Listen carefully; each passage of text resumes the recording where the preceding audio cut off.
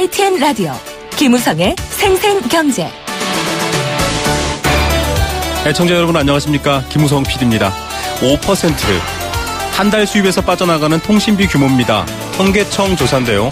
교육비가 10%, 외식비가 7% 정도 되니까 5% 상당히 큰 지출 중에 하나입니다. 또 없어서는 안 될 필수적인 부분이기도 하죠.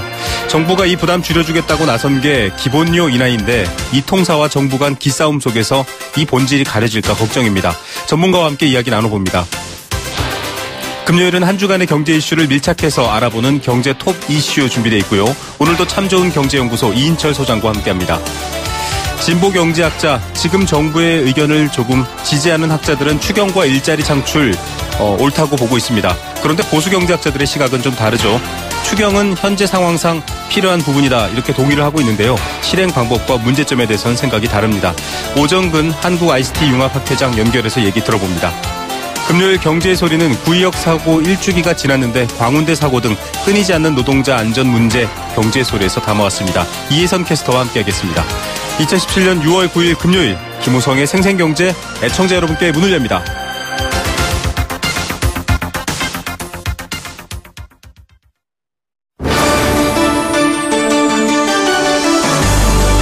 YTN 라디오 김우성의 생생경제.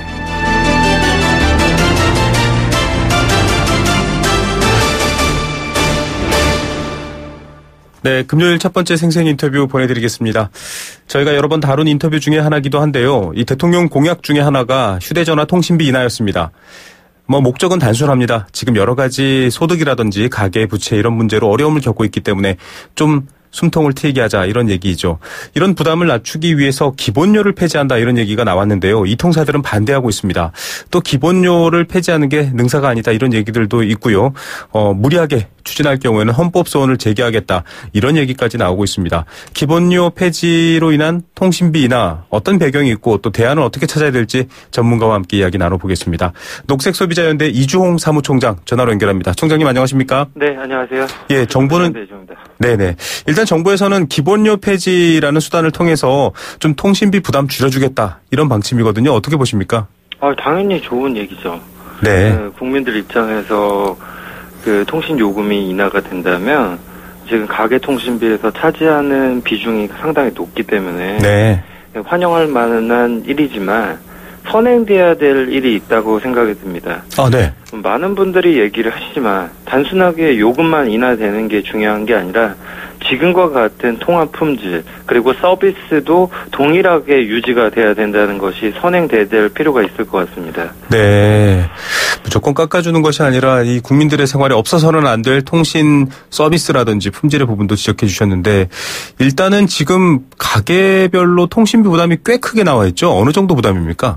네, 통계청이 발표한 2015년 4사 분기 및 연간 가계 동향에 따르면 14만 8천 원으로 총 가계 지출의 5.8%에 해당합니다. 네. 소비자분들이 5%가 좀 작다고 생각을 하실 수 있는데 네. 한 10% 정도가 그 교육비로 지출이 되고 있는 거니까 그리고 식비가 7% 정도 지출이 되고 있는 거니까요. 네. 밖에서 쓰는 외식 비용보다 그만큼을 지금 통신비를 쓰고 있다 생각하시면 될 것 같습니다. 예.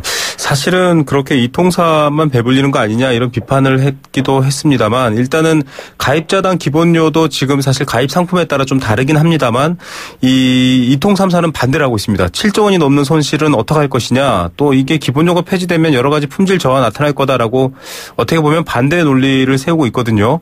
이 반대 논리는 어떻습니까? 좀 타당성이 있나요? 네, 일정 부분 반대 논리라는 게 저는 이동통신사들이 그간에 벌어왔던 수익이라는 것들이 있지 않습니까? 네네. 그리고 소비자분들이 쓰시는 지금 스마트폰, 2G폰, 3G폰 이런 것들이 다 나눠져 있는데 네.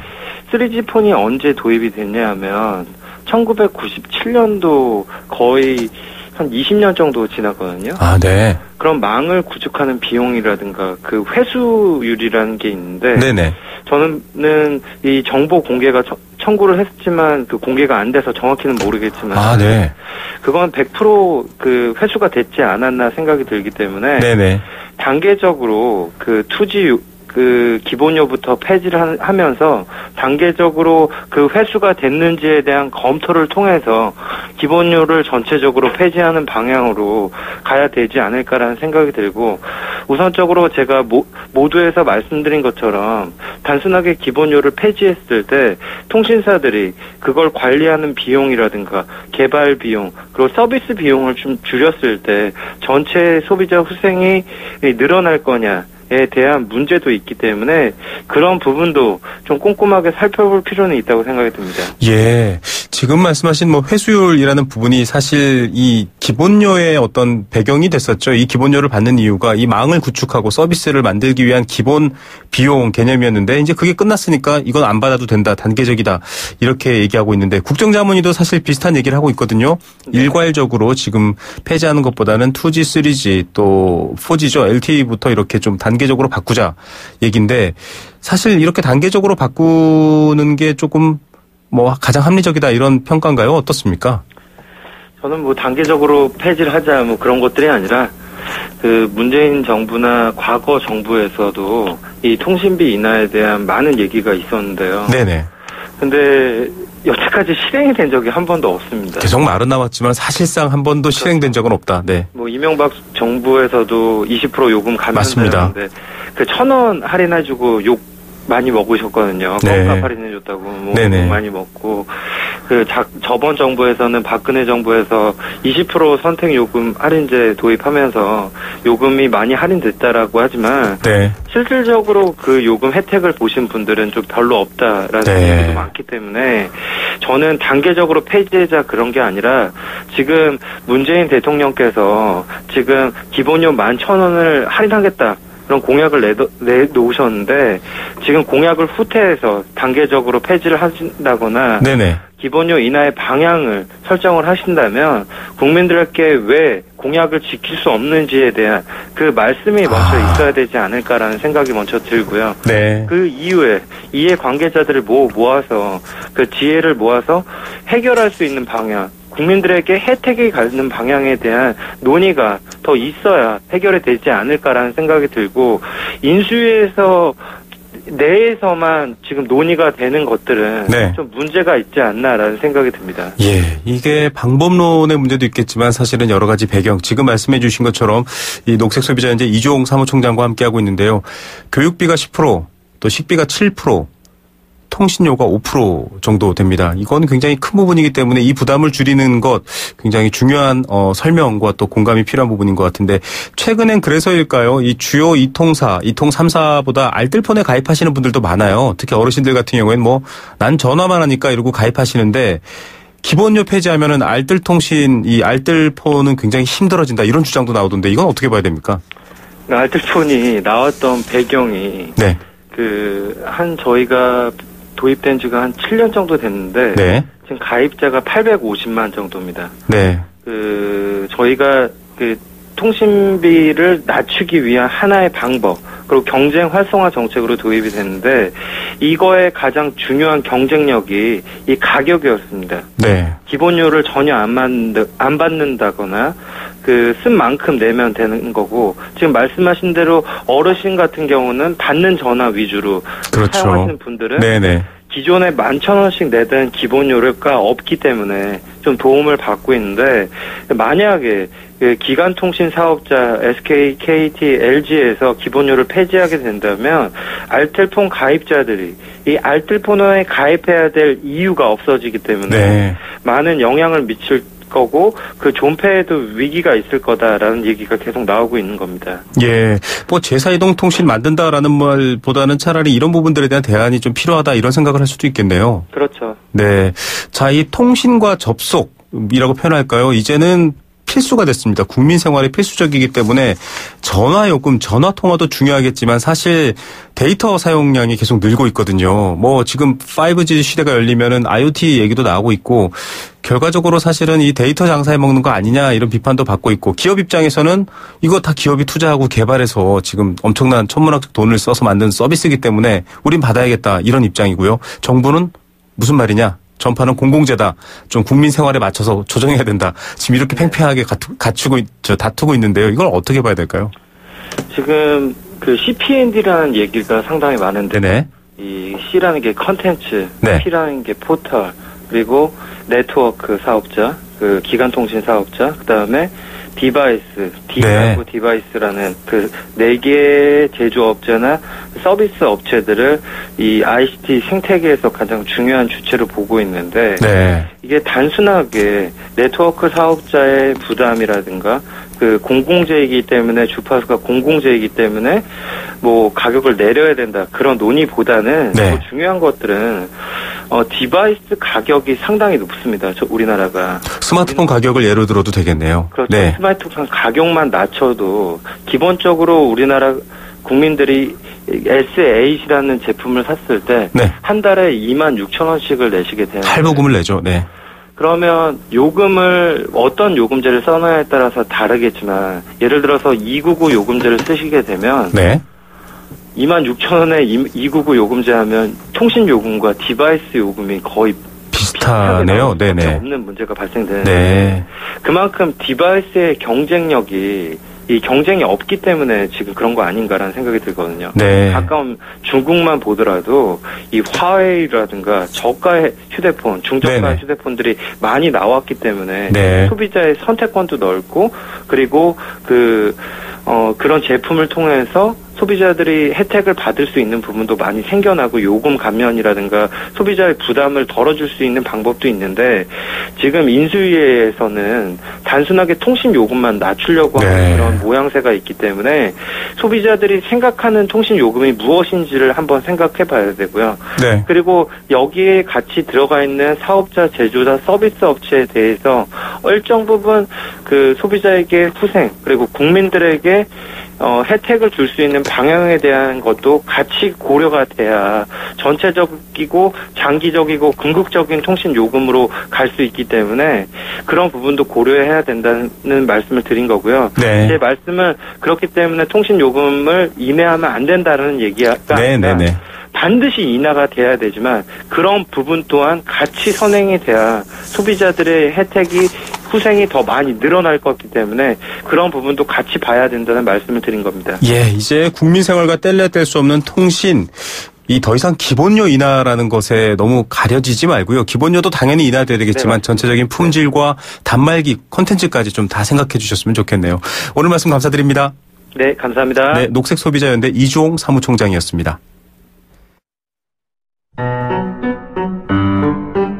YTN 라디오 김우성의 생생경제.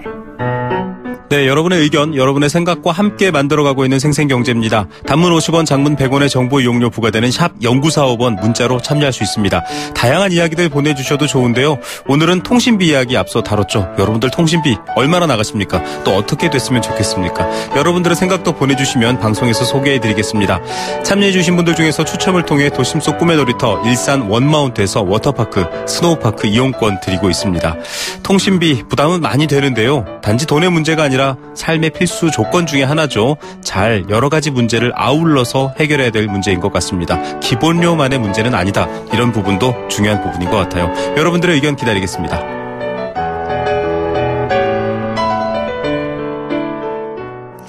생생경제 일부 포스코 삶을 완성하는 품격 롯데캐슬과 함께했습니다. 캠페인 2개 듣고 경제 톱 이슈 준비되어 있습니다.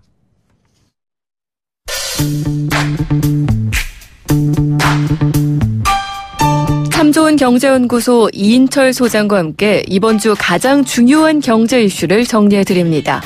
경제 톱 이슈. 네. 금요일은 좀 색다르게 경제 뉴스를 여러분께 전해드립니다. 이번 주 이런 뉴스는 꼭 한번 꼼꼼히 따져서 알고 지나가야 된다. 이런 것들만 추려서 경제 톱 뉴스가 아니라 경제 톱 이슈로 준비하고 있습니다. 지난주부터 함께하고 있는데요. 참 좋은 경제연구소 이인철 소장 오늘 또 스튜디오에 나와주셨습니다. 안녕하십니까? 예, 안녕하세요. 네. 자, 사실은 국가 경제의 가장 기본은 세금이지 않습니까? 맞습니다. 뭐 돈이 있어야 뭘 할 텐데 그거 어떻게 마련할 거냐라는 얘기에 대부분 부자 증세 혹은 뭐 여러 가지 이 기존에 좀 눈치 봤던 세금들을 올리겠다 이런 얘기가 나오고 있는데 본격화되고 있다고요? 맞습니다. 이 고소득자에 대한 이제 과세 기준이 강화가 됩니다. 예고된 수순인데요. 여당이 이제 소득세 최고세율 인상을 추진하고 있습니다.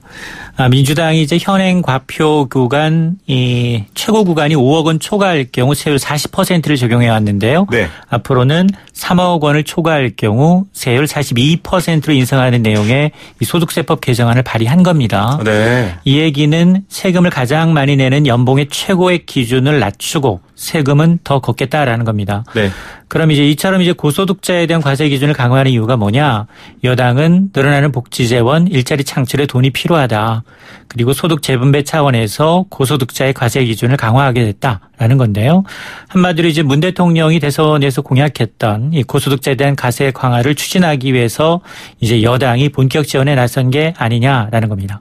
예. 사실은 뭐 이 세금은 굉장히 부담스러워서 특히 정권을 잡은 쪽에서도 다루기 어려운 부분인데 실질적으로 좀 어느 정도 숫자라든지 효과가 증명돼야 될 것 같습니다. 어느 정도 좀 확보가 될까요? 일단 국회 예산정책제 비행 추계를 보면요. 법안이 통과하게 되면 세수 효과는 연평균 한 1조 2천억 원가량 더 거치지 않겠느냐라는 건데요. 네. 뭐 적지 않은 금액입니다. 그럼 누가 어느 만큼 돈을 낼 거냐? 이 과세 대상은 2015년 기준인데요. 과세 표준 기준 3억 원 이상을 받는 근로소득자가 한 2만 명 정도고요. 또 뭐 기타 소득을 포함한 이제 종합소득자가 한 4만 4천여 명. 그러니까 전체 과세 대상이 1%가 채 안 됩니다. 네. 그래 뭐 고소득 직장인들 돈도 많이 버는데 세금 더 걷으면 어때? 네네. 라고 하실 텐데 물론 반대할 사람은 많지가 않습니다. 근데 이제 과세 형평성 논란은 불가피한데요. 왜냐하면 이 소득세 최고 구간 한 개가 더 만들어진 지 네. 1년도 채 안 됐습니다. 네. 올 초부터였죠. 이 지난해까지는 연소득 1억 5천만 원 이상이면 38%의 소득세를 적용하다가 네. 올 초부터 그 위에 한 개 구간을 더 만든 겁니다. 네. 그래서 지금은 이제 5억 원 이상일 경우 40% 세율을 적용하고 있는데 그 위에 옥상옥이라고 하나를 더 만든 겁니다. 네. 그래서 야 아무리 고소득자라고 하지만 1년에 2번씩이나 세금이 늘어난다? 이러면 조세 저항이 좀 클 수밖에 없고요. 네. 그리고 또 하나가 뭐 대기업 오너 일가를 제외하고 내가 경영도 안 하는 회사에 이름 올려놓고 이제 월급을 받는 그런 사람을 제외하고 정말 자수성가한 이제 뭐 직장인들의 꿈이 세러리맨의 꿈이 이제 사장 아닙니까? 그래서 네. 네. 억대 연봉을 받는다고 했지만 한 해 진짜 한 해 실적 못 내면 바로 책임지고 나가야 되는 네. 정말 계약직이거든요. 네. 그래서 사실은 이런 그 기준에는 이처럼 이제 소득세를 개정하는 데에는 이제 또 하나의 이제 세계적인 추세와도 좀 비교해 볼 필요가 있는데요. 경제협력개발기구 OECD 평균을 보게 되면 평균 세율이 35% 수준이에요. 네. 근데 우리는 40%를 넘어 42%까지 올린다고 하니까 이렇게 소득세율을 높이게 되면 뭐가 문제냐면 일단 근로의욕이 저하되겠죠. 네. 그리고 세금을 줄일 수 있는 방법이 없는지 고민하게 되고요. 뭐 거주지 해외 이전 등이라든가 이런 이제 오히려 세수가 줄어들 수 있는 일도 발생할 수 있다라는 점은 이제 새겨들을 만한 대목입니다. 예, 뭐 그것뿐만 아니라도 일정 기간 또 일정 액수 이하인 분들은 사실 세금 안 내는 비중도 굉장히 크지 않습니까? 그렇습니다. 이런 부분에 있어서의 좀 미세한 조정이 없다라고 한다면 또 어려울 수 있을 거다. 그런데 이제 생활 속에서도 세금에 관련된 이슈가 있는데 바로 미세먼지와 경유세입니다. 이거 뉴스 나올 때마다 뜨겁고 댓글 욕설로 채워지고 있거든요. 왜냐면요. 거의 이거 이해관계에 있는 분이 1,000만 명에 달합니다. 네. 왜냐하면 경유차 이용자가 지난달 말 기준 930만 대예요. 네. 10년 새 50% 넘게 늘었는데요. 사실 과거는 이제 이 클린 디젤이라고 해서 세금을 깎아주면서 경유차 판매를 장려했습니다. 맞습니다. 그런데 갑자기 새 정부 들어서 경유차가 이제 미세먼지 주범으로 돼버리니까 새 정부는 2030년까지 경유차 퇴출하겠다. 경유세 네. 인상하겠다는 거 아닙니까? 네네. 문제는 정말 미세먼지가 원인이 뭐냐? 경유차가 맞느냐라는 겁니다. 이전까지만 하더라도 대부분 중국발 황사먼지가 미세먼지 주범 아니었나? 네. 라고 생각하실 텐데 어떤 게 맞는 건지 정확한 통계조차 찾아보기 어렵다는 겁니다. 네. 이게 이제 정부기관조차도 분석이 제각각이라는 데 있는데요. 만에 하나 이제 국민적 공감대가 형성되지 않은 상황에서 경유세를 인상할 경우 물론 뭐 사업용 이제 화물차의 경우에는 국가 보조금을 받기 있죠. 때문에 네. 피해는 좀 덜합니다. 그러나 이제 일반 경유차 운전자의 경우에는 고스란히 이제 세부담이 커질 수밖에 없습니다. 예. 그래서 이게 좀 앞뒤가 바뀐 게 아니냐. 먼저 이제 미세먼지의 정확한 원인 원인가 이런 걸 먼저 파악하고 난 다음에 경유세를 올리는 게 맞는 게 아니냐. 자칫 제2의 담뱃세가 되는 게 아니냐라는 우려의 목소리도 커지고 있는 겁니다. 예, 사실 이 경유가 세금이 더 싼 이유가 과거에는 좀 산업 발전을 위해서였고요. 근데 지금은 보면 고급 외제 승용차가 사실 다 경유를 쓰지 않습니까? 맞습니다. 이게 과연 최초의 경유를 싸게 해준 논리에도 맞느냐, 좀 설득을 잘해야 될 것 같다라는 고민도 생기네요. 연금보험, 또 건강보험료 이런 것들도 지금 오르면서 사실은 서민 증세 얘기도 나오고 있거든요. 맞습니다. 내년부터 이제 세금 더 걷겠다라고 지금 밝히고 있는 부분이 당장 종교인 과세가 내년부터 시작이 될 것 같고요. 또 국민연금과 건강보험료까지 인상을 예고하고 있습니다. 그런데 이런 지출은 근로자가 아무리 줄이려고 해도 줄일 수가 없습니다. 한 번 늘어나면 계속 늘어나는 지출이거든요. 네. 근데 이게 부자만 이제 걷느냐? 그게 아니라 대부분의 국민이 이제 영향을 받는다는 겁니다. 근데 이제 소득이 정체된 상황에서 이런 경영직성 지출이 늘게 되면 내수 소비에 굉장히 부정적 영향을 미친다는 겁니다. 네. 물론 뭐 새 정부 들어서 여러 가지 공약 때문에 재원이 막대하게 필요하겠죠. 그럼 해법이 뭐냐라고 이제 되물으실 텐데 이 일본을 좀 타산지석으로 삼을 필요가 있지 않느냐라는 일본이요? 네. 네. 이 아베 총리의 경우에는 과감하게 전체에 대해서 다 국민 모두가 물어야 하는 부가가치세를 한 번이 아니라 두 번씩 두 차례나 인상을 예고하고 있습니다. 네. 이미 5%에서 8% 인상을 했고요. 네네. 2019년까지 또 한 번 8에서 10% 인상한다는 겁니다. 네. 그러면 지지율 떨어지느냐? 지지율 떨어지지가 않습니다. 초반에는 조세 저항이 있었지만 정말 필요한 증세라면 국민들을 설득하고 그 돈을 거둔 세금을 유용하게 써서 경기를 살렸다는 거예요. 네. 그래서 일본의 지금 지난 4월 실업률이 2.8%인데요. 거의 완전 고용 수준이거든요. 네, 맞습니다. 그리고 증시 좋죠. 부동산 좋죠. 20년 동안의 장기 불황을 끊었죠. 이러다 보니까 설득이 되는 겁니다. 네. 그러니까 특정 타깃을 대상으로 한 조세 정책은 경제가 이렇게 지지부진한 상황에서는 굉장히 반발이 강할 수 있겠지만 5년만을 바라보는 조세 정책이 아니라 50년이 지나도 변치 않는 그런 조세 정책이 필요하다라는 겁니다. 예, 이인철 소장님 말씀 전문가들도 지적해 주시죠. 세금을 걷는 자체가 아니라 세금이 제대로 쓰여진다라고 한다면 국민들 반대할 사람들 없을 것 같다는 생각도 듭니다. 부동산 얘기 좀 해봐야 되는데요. 학자들은 지금 국지적이다, 일시적이다 얘기는 하고 있지만 오르는 거 보면 좀 만만치 않거든요. 그렇습니다. 사실 제 주변에도 재특허 수단으로 아파트 투자하시는 분들 실제로 많이 늘었다는 걸 체감하거든요. 네. 근데 이제 서울의 주간 아파트 값이 10년 만에 최고의 상승률을 보이고 지난달 분양권 거래가 역대 최다를 기록하고 있죠. 네. 이러다 보니까 황금성이 좋은 이제 서울 수도권 재건축의 경우는 굉장히 좀 뜨거운 게 맞습니다. 근데 이제 이 구두 효과라고 해서 정부가 계속해서 이제 좀 이 강도 높은 규제를 나올 것 같으니까 최근 들어서는 좀 다소 좀 주춤한데요. 네. 어쨌든 지금 이렇게 이제 가계부채 문제까지 연결된 집값이 오르게 되니까 정부가 굉장히 촉각을 곤두세우는 겁니다. 예, 그래서 사실은 여러 얘기가 나옵니다. 이 2017년 공급 과잉에다가 정부의 규제로 줄어들 것이다. 집 거래가 줄어들고 얼어붙을 것이다. 그런데 정반대로 가고 있습니다. 좀 규제가 빨리 나올 가능성이 있나요? 그렇습니다. 지금 당장 다음 주부터 국토부가 이제 이 투기가 심한 지역에 대해서는 점검에 들어가고요. 네.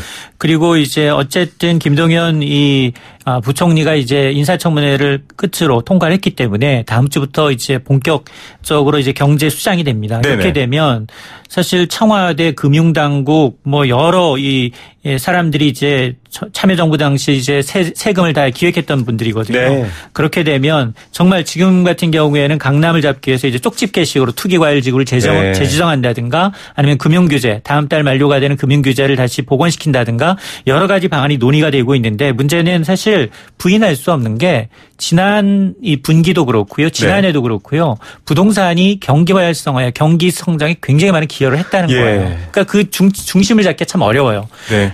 대출을 줄이자니 부동산 경기가 확 식어버릴 것 같고 부동산 경기를 부양하자니 가계부채가 좀 문제고 참 이게 참 이 두 개의 양손에 참 두 개의 떡을 달고서 어느 쪽에 좀 포커스를 맞추느냐 이게 참 관건입니다. 예, 그 부분을 지켜봐야 될 것 같습니다. 1분기 성장도 건설 부문이 굉장히 책임지고 있기 때문에 이 부분 만만한 문제가 아닌 것 같네요. 소장님 오늘 말씀 여기까지 듣겠습니다. 감사합니다. 네, 감사합니다. 참 좋은 경제연구소 이인철 소장이었습니다.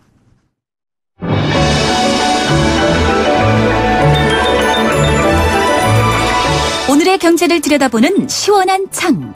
YTN 라디오 김우성의 생생경제. 생생인터뷰.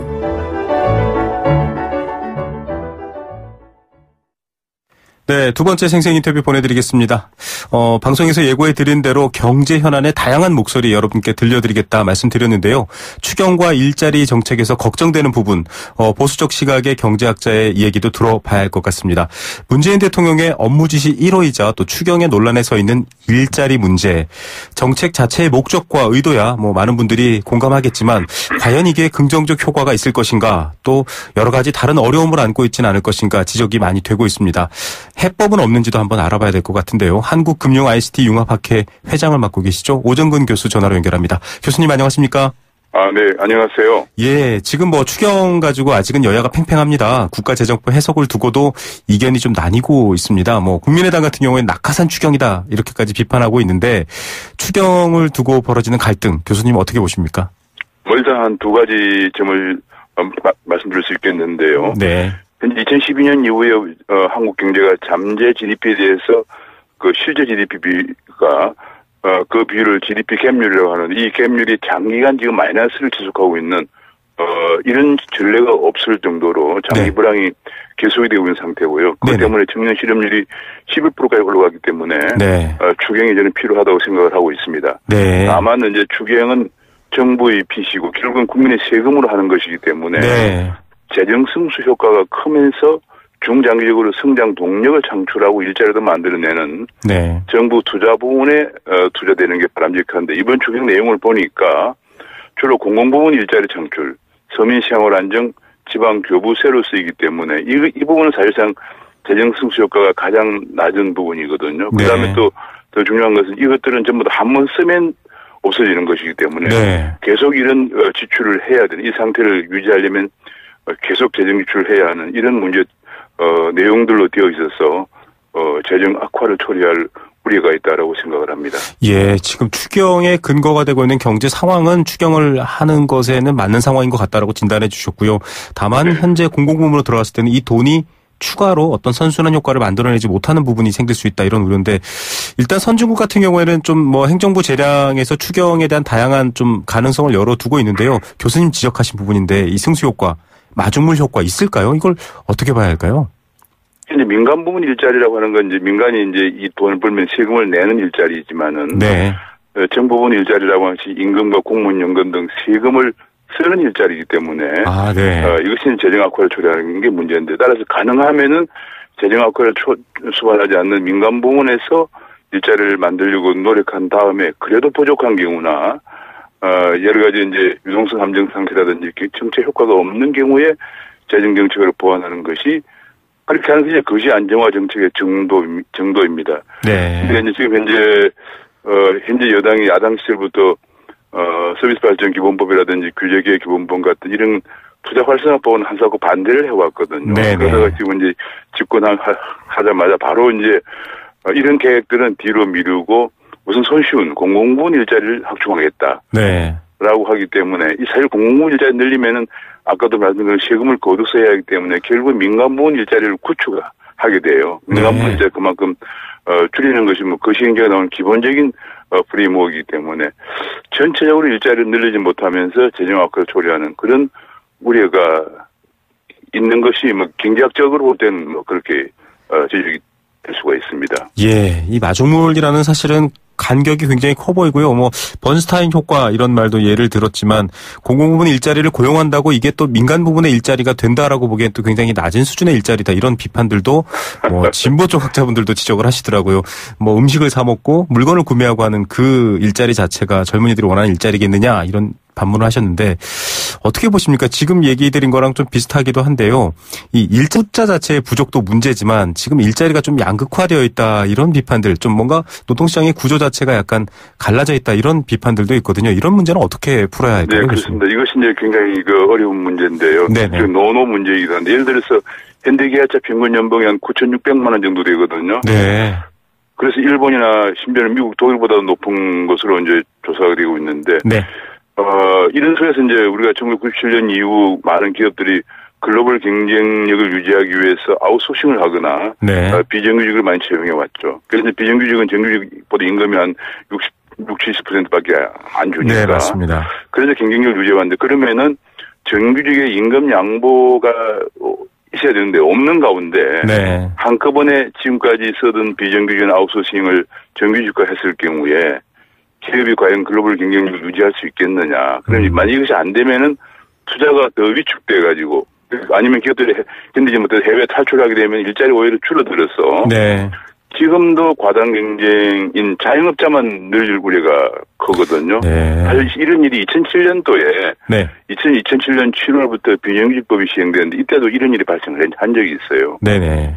그래서 이게 글로벌 경쟁력이 유지되는 범위 내에서 무기계약직을 예컨대 정규직화한다든지 네. 점진적 단계적으로 정규직화를 하면서 과도한 정규직 노조를 중심으로 한 그 임금에 대해서 사실 굉장히 어려운 건데. 네, 맞습니다. 근로시간 단축도 한다고 하니까. 네. 그에 맞춰서 좀 임금도 좀 조절해서 기업들이 해외로 나가지 않으면서도 비정규직을 좀 정규직으로 좀 포용할 수 있는 이런 게 나와야 되는데 이것이 서로 간에 잘 들리는지 모르겠습니다. 예, 교수님께서 말씀해 주신 부분 어떤 격차를 조정하기 위해서는 한쪽만 조정할 수는 없기 때문에 균형을 잡다 보면 결국 기업 경쟁력도 올라갈 수 있다 이런 생각은 드는데요. 네. 예, 어려운 해법이지만 좀 단계적인 얘기는 많은 분들이 공감하실 것 같습니다. 김동연 경제부총리 후보자 인사청문회 진행됐고요. 일단은 무난하게 통과될 거다 이런 보도도 많습니다. 이번 경제부총리 인사 어떻게 보십니까? 저는 경제부총리가 좀 경제 사령탑인데 굉장히 중요한 자리인데 일단은 어제 청문회 과정을 보니까 일자리 창출을 위해서는 기업 기살리기가 중요하다. 네. 그다음에 규제 프리존이 대기업 특혜가 아니다. 네. 핵심 성장이 필요하다. 이런 소신을 밝혀서 네. 지금 정부의 장관 후보자로서는 신선한 면모를 보여줬다고 생각을 합니다. 그래서 앞으로 이런 균형 감각을 유지를 해 나갈 걸 바라는데 다만 한 가지 이제 지금 경제 대내 상황이 굉장히 어렵습니다. 네. 미국 금리 인상이 예고되고 있고 그에 따라 신흥시장국 자본 유출이 우려되기 때문에 국제 금융이 굉장히 어렵습니다. 그다음에 네. 국내적으로도 기업 구조조정이 끝난 게 아니고 지금 미루어지고 있는 상태고요. 네. 가계부채 문제도 심각하기 때문에. 그렇습니다. 그런데 청와대에서 이런 금융이나 국제금융 비서관 자리도 없어요. 그래서 앞으로 재정통이라고 알려져 있는 김 후보자가 이 부분을 좀 보완해 나가면은 나갈 필요가 있을 것으로 생각을 하고 있습니다. 예, 재정통으로 알려져 있으시죠. 많은 분들이 좀 예상하고 있던 보유세 강화라던가 이런 좀 규제 체계 강화는 얘기로는 나오고 있는데 사실상은 내외 리스크를 좀 잘 관리하겠다. 가계부채 같은 경우에는 총량 규제를 계속하면서 악성 회수 불가 채권은 탕감하겠다. 이런 것들이 소개가 되고 있습니다. 이걸 놓고서 사실 갑론을박은 많은데요. 교수님 어떻게 보십니까? 네, 그렇습니다. 지금 현재 아까도 말씀드린 것처럼 대내외 여건이 만만치 않기 때문에 네. 그리고 이번에 1, 4분기 성장률이 1.1%인데 건설 부문 기여도가 1.1%였어요. 아, 네. 그래서 이게 지금 2008년 이후에 부동산이 장기 침체하다가 2015년 들어서 이제 정부의 부동산 경기 정상화 노력으로 다시 회복돼서 이런 현상이 발생하고 있는데 만약 이걸 갖다가 갑자기 보유세를 강화하거나 DTB, LTL 강화해서 하면은 부동산 경기 침체는 물론 성장 자체가 둔화되면서 네.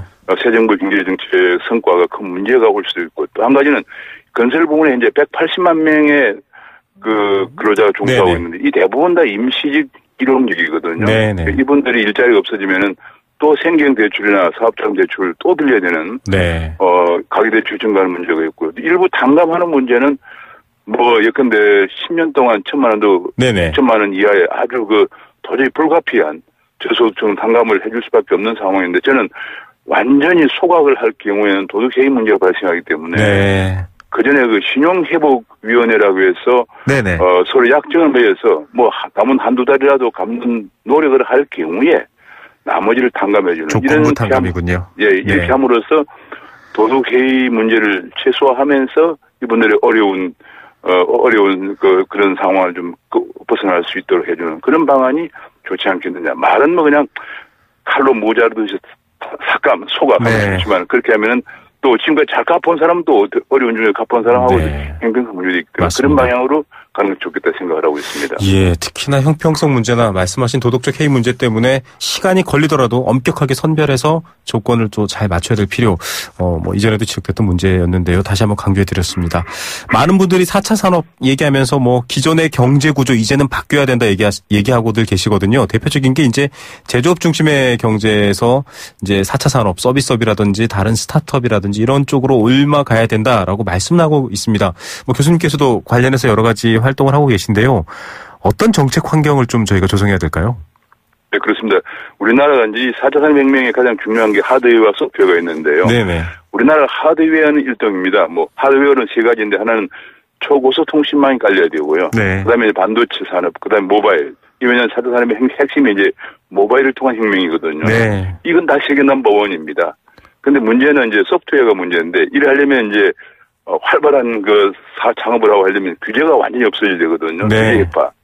그다음에 이걸 할 수 있는 창의적인 인재가 양성돼야 되는데 지금 사실상 40년 넘게 평준화 교육을 배우면서 창의적 인재 양성이 좀 안 되고 있는 상황이거든요. 네네. 그다음에 이분들 창업을 할 때 모험 자본이라고 해서 엔젤 투자자라든지 혹은 벤처캐피탈이 이제 자금을 대주고 또 네. 회수할 수 있는 시장이 있어야 되는데 이런 모험 자본 시장이 육성이 안 돼 있거든요. 네. 이런 세 가지가 규제 획파, 창의 인재 양성, 모험 자본 육성 이 세 가지만 되면은 되는데 이 세 가지가 새 정부의 중요한 과제로 생각을 하고 있습니다. 예, 4차 산업 관련해서 다양한 목소리가 나오고 있는데 지금 지적하신 이 부분들도 조금 반영이 됐으면 좋겠다라는 생각이 듭니다. 좀 다양한 시각으로 생생경제에서 경제 현안 얘기해 드리고 있고요. 계속 그렇게 좀 균형을 잡고 얘기를 드리겠습니다.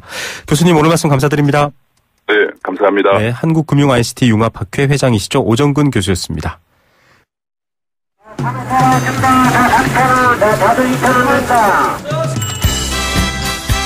우리 삶의 경제 현장을 들려드립니다. 생생경제, 경제의 소리. 네, 구역 사고 일주기 때 저희도 인터뷰를 보내드린 적이 있었습니다. 참 안타까운데요. 또 이런 사고가 발생하고 있습니다. 안전, 목숨, 그것보다 중요한 게 있을까요? 이혜선 경제캐스터와 함께합니다. 안녕하십니까? 네, 안녕하세요. 이번에는 광운대역입니다. 분위기 좀 어떤가요? 네, 광운대역에 직접 한번 다녀와 봤는데요. 지난 6일에 광운대역 앞에는 시민 분향소가 차려졌습니다. 이제 어떤 죽음이 있었기 때문인데요. 광운대역 1번 출구로 나가면 시민 분향소 만나보실 수가 있고요. 시민 분향소에는 이번에 사고를 당한 고 조영양 씨가 생전에 사용하던 안전모와 장갑 같은 것들이 올려져 있습니다.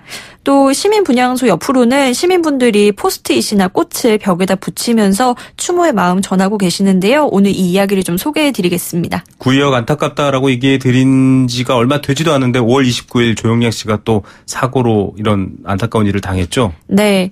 이 고 조영양 씨는 철도공사에서 수송 업무를 담당하는 직원이었습니다. 수송 중에서도 열차를 분리하고 결합하는 입환이라는 업무를 맡고 있었는데요. 당시 고인과 함께 작업을 했던 허재원 씨의 증언에 따르면 5월 29일 오후에 평소처럼 입환 작업에 나섰던 고 조영양 씨가 열차에서 추락한 채로 이제 동료들에게 발견이 됐습니다. 전국철도노동조합 수도권 동부본부 명예산업안전감독관 김성수 씨에게 좀 사고에 대한 자세한 이야기 들어보시죠. 입환 작업은 철도 내에서 가장 위험한 작업이고요. 열차를 띄고 붙이는 작업입니다. 열차를 20량 정도를 가지고 가서요. 6량을 띄워놓고 다시 14량을 끌고 가야 되는 상황이었던 겁니다. 그래서 기관사한테 열차를 다시 끌어주세요. 신호를 보내고 그 신호를 받고 열차를 끌고 가는 상황이었고요.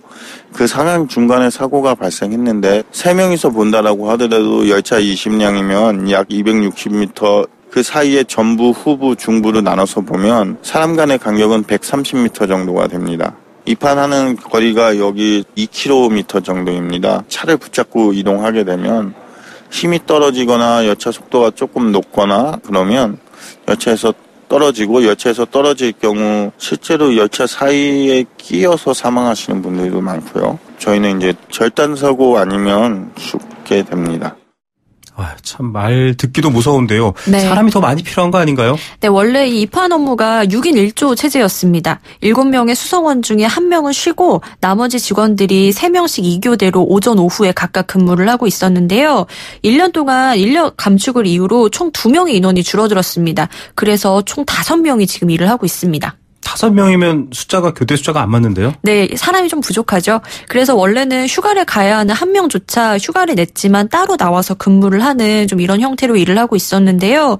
그나마도 유급 휴가를 주지 않기 위해서, 즉 비용을 절감하기 위해서 광운대역에서 근로자에게 그냥 일을 하지 말 것을 주문합니다. 네. 그래서 사고 당일에는 총 4명이 근무를 하고 있었는데요. 고 조영양 씨하고 같이 일을 했었던 김현진 씨의 이야기 잠깐 같이 들어보시죠. 인력이 충분했었거나 그런 환경이 좋았다면 이런 사고는 아니었을 텐데 저희가 이제 3주 2급 근무를 하다 보면은요 근무 시간이 좀 오버돼서 한 달에 2번 정도 쉴 수 있는 시간이 생기거든요. 근데 쉬면은 인력이 없기 때문에 근무를 계속 해오는 상황이었습니다. 지금 현재 원래 6명이 해야 되는데요. 좀 4명이 근무할 수밖에 없는 상황이 됩니다. 2분은 오전 오후 풀로 근무를 해야 되거든요. 보통 열차에 매달리면 한 2시간 정도 이상 매달리면 체력이 한계가 느껴지는데 하루에 5시간 정도 매달려서 입항하다 보면은 그만큼 체력적인 소모가 많아서 위험을 좀 많이 있습니다. 저는 영남이랑 같이 근무도 했었지만 형님 같은 경우는 같이 근무하는 후배들을 많이 챙겨주시면서 일하시다가 이런 좀 사고를 당하셨습니다. 가장 아쉬운 점이 있다면 사고 당일 날에도 사람이 돌아가셨는데도 장례장 와서 너 내일 대치할 수 있냐 이렇게 물어본 자체가 상당히 큰 마음이 아팠거든요. 톱니바퀴식으로 돌아가는 하나의 그런 식으로만 생각하는 게 좀 마음이 아팠습니다. 예, 지금 사고 관계자 또 동료 얘기 들었는데 철도공사 측은 뭐라고 얘기합니까? CBS 노컷뉴스의 단독 보도에 따르면 사고 직후 코레일 내부 보고서에서 차량에서 뛰어내리는 도중 옷이 차량에 걸려 넘어지면서 부상이 발생했다 이렇게 적혀 있었다고 해요. 네네. 이게 보도를 통해 알려지면서 업무 수행 중 사고로 병원 이송 후 사망 이렇게 수정은 됐는데요. 네. 이후 이제 코레일에서는 사고 원인 등에 대해서 면밀한 자체 조사를 실시하고 재발 방지 및 안전한 일터 조성을 위해서 최선을 다하겠다 이렇게 공식 입장도 발표를 했습니다. 예. 이번 사건에 대한 시민분들의 의견도 좀 담아봤는데요. 같이 만나보시죠. 네. 사람보다 돈을 더 우선시해서 이런 일이 벌어진 것 같은 기업 입장에서는 돈을 줄이는 게 중요하겠지만 그래도 이건 너무 아닌 것 같거든요. 지금 취업난 이런 거 때문에 다들 말이 많은 것 같은데 취업해도 이렇게 된다면은 이렇게 대우받지 못하면서 일할 거면은 여기서 일 안 하는 게 낫다고 생각이 많이 들어요. 사고는 큰 사고잖아요. 그래서 좀 이렇게 국민분들의 마음을 표현할 수 있는 그 자리를 참 시민들의 생각도 안타까운데요. 물론 네. 목숨, 안전 가장 중요하지만 또 하나는 철도 같은 경우는 굉장히 공공 부문이기 때문에 이런 부분은 좀 모두의 책임이 아닌가라는 생각도 드네요. 사고가 발생하고 나서 이제 고용노동부에서 광운대역의 입환 작업에 대한 전면 작업 중지를 명령했습니다. 그래서 지금 광운대역의 입환 작업은 진행되지 않고 있는데요. 네. 하지만 사건이 다 마무리가 되면 다시 입환 작업은 또 시작이 됩니다. 오늘 철도공사와 전국철도노조가 산업안전에 관한 교섭을 진행하기도 하는데요. 모쪼록 근로자들의 안전을 최우선으로 생각하는 그런 소식 들을 수 있기를 좀 기대해 봅니다. 예, 정말 그런 소리를 좀 들었으면 좋겠습니다. 감사합니다. 네, 감사합니다. 이혜선 경제캐스터였습니다. 생생경제 포스코 삶을 완성하는 품격 롯데캐슬과 함께했습니다. 1776님 성인 5인 가족 통신비도 문제지만 스마트폰 바꾸는 게 부담입니다 하셨네요. 예, 저희가 스노우파크 티켓 선물로 드리겠고요. 또 3300부님 아이들 때문에 걱정입니다 라고 하셨는데 저희가 스노우파크 드리겠습니다. 3721님께는 워터파크 선물 보내드릴게요. 월요일 오후 3시 10분에 찾아오겠습니다. 김우성의 생생경제였습니다.